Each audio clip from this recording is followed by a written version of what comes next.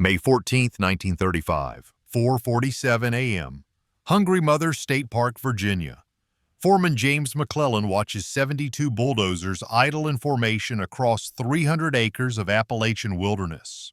23 years old, 8 months with the Civilian Conservation Corps, responsible for 2,000 men about to move 6 million cubic yards of earth in terrain that's already killed 3 commercial crews. The sun hasn't crested Walker Mountain. Temperature 41 degrees.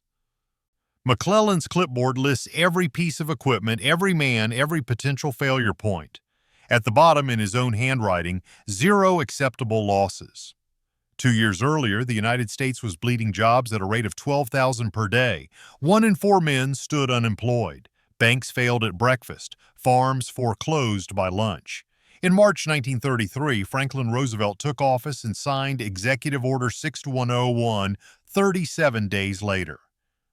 The Civilian Conservation Corps, emergency conservation work, desperate times producing desperate solutions, except this one worked.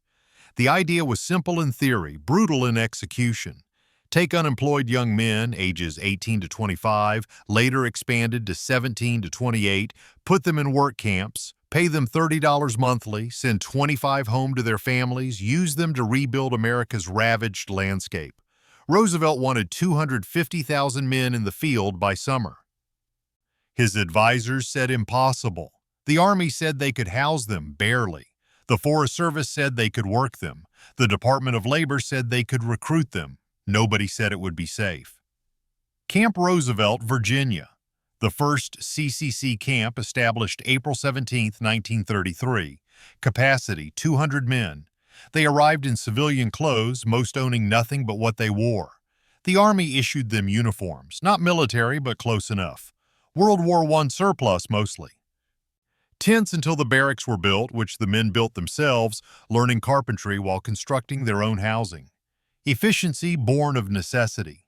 By July 1933, 300,000 men were enrolled, 1,300 camps scattered across every state. They planted trees, 3 billion trees over 9 years, creating forests that still stand. They built fire lookout towers, 827 of them, reducing forest fire response time from hours to minutes. They constructed roads, bridges, telephone lines. They drained swamps, fighting malaria. They built parks from raw wilderness. If you want to see how the CCC transformed impossible terrain into lasting infrastructure while maintaining unprecedented safety records, please hit that like button. It helps us share more forgotten stories. Subscribe if you haven't already. Back to Virginia, May 1935. The Hungry Mother Project represented everything the CCC had learned in 2 years of operation. The plan: create a state park from scratch in mountainous terrain using exclusively CCC labor. Build a dam, create a lake, construct recreational facilities. Do it faster and safer than any commercial contractor. Do it with men who'd never operated heavy machinery 6 months prior.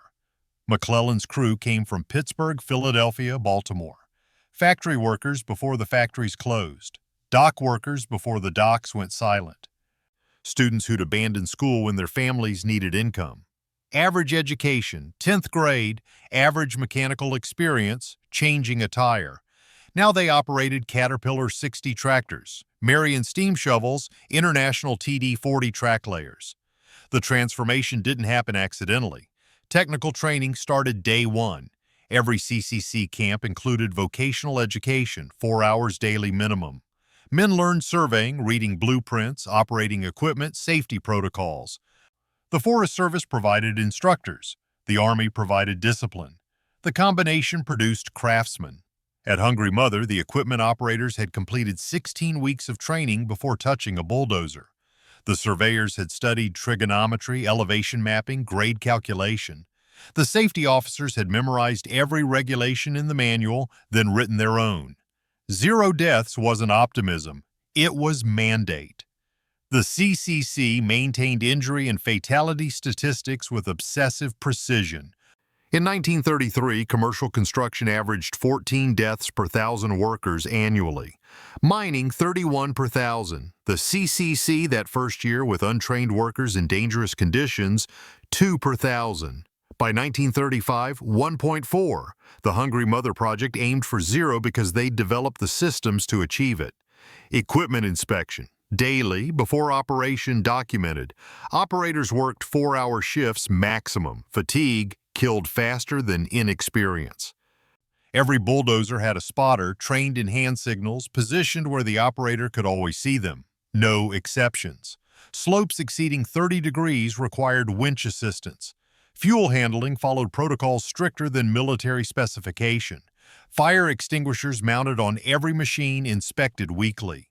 First aid stations positioned no more than 500 yards from any work site. The dam construction illustrates the precision. Height, 48 feet. Length, 260 feet. Volume, 12,000 cubic yards of concrete. The concrete plant, built on site by CCC labor, could produce 80 cubic yards daily. Timeline, 7 months from first excavation to final pour. Commercial contractors estimated 18 months, budget $120,000. CCC cost $48,000, including equipment, materials, labor, and camp operations. But numbers don't capture the human element. Robert Fenton, 19, from Philadelphia. Unemployed machinist's apprentice, enrolled March 1934. By May 1935, he's operating the lead bulldozer on the dam approach, cutting grade to precise elevations, knowing the entire lake design depends on his accuracy. His hands, which once assembled watch components, now control 18,000 pounds of steel. The transition isn't metaphorical. It's documented in his file. Initial equipment evaluation, training progress, skill certification, safety record, spotless. The lake filled June through August 1935. 108 acres, maximum depth 45 feet. Fish stocking began immediately. Bass, bluegill, catfish. The recreational facilities opened September 1936. Cabins, bathhouses, picnic areas, hiking trails. Total project timeline, 31 months. 0 fatalities, 73 injuries, mostly minor, cuts, sprains, 1 broken arm. The safety record wasn't luck. Daily safety meetings, mandatory. Every crew, every morning, 15 minutes. Review yesterday's close calls. Identify today's hazards. Confirm everyone understands their role. The meetings were tedious, repetitive, life-saving. After-action reports documented every incident, analyzed causes, distributed lessons learned across all 1,300 camps. When a crew in Montana had a near miss with a falling tree, Virginia camps received updated cutting procedures within a week. The CCC success metrics extended beyond safety. Enrollment peaked at 500,000 men in August 1935. Over 9 years, 3 million men served. They sent home $677 million to families, actual cash, preventing foreclosures, buying food, keeping children in school. They learned skills. 70% of enrollees completed vocational training. Post-CCC employment rate, 83% within 6 months of discharge. The infrastructure they built, 800 million trees planted, creating windbreaks that prevented another dust bowl. 125,000 miles of roads accessing previously isolated regions. 3,000 fire lookout towers protecting millions of acres. 800 parks, including 52 state parks built entirely by CCC labor. 40,000 bridges, 29,000 miles of telephone lines. The work wasn't make work, it was foundation. World War II ended the CCC. June 1942, Congress terminated funding. The men were needed elsewhere: factories, shipyards, battlefields. Many CCC veterans credit their service with preparing them for military life.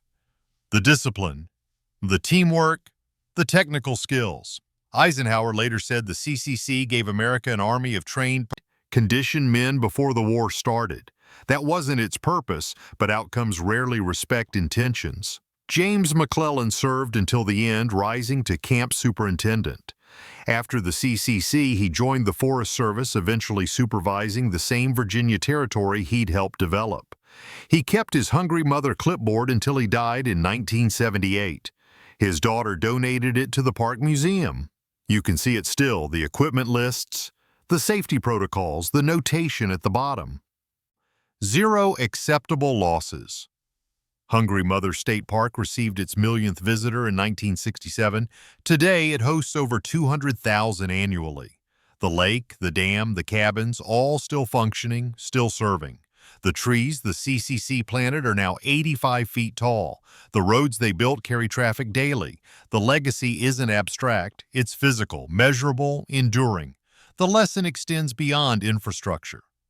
When the nation faced unprecedented crisis, the solution wasn't complex economic theory or political maneuvering. It was direct. Put people to work, train them properly, measure results, ensure safety, build things that last. The CCC cost $3 billion over 9 years. The infrastructure value, incalculable. The human value, 3 million men learned they could build, create, contribute. That transformation from unemployed to essential might be the greatest construction project of all. 72 bulldozers, 0 deaths.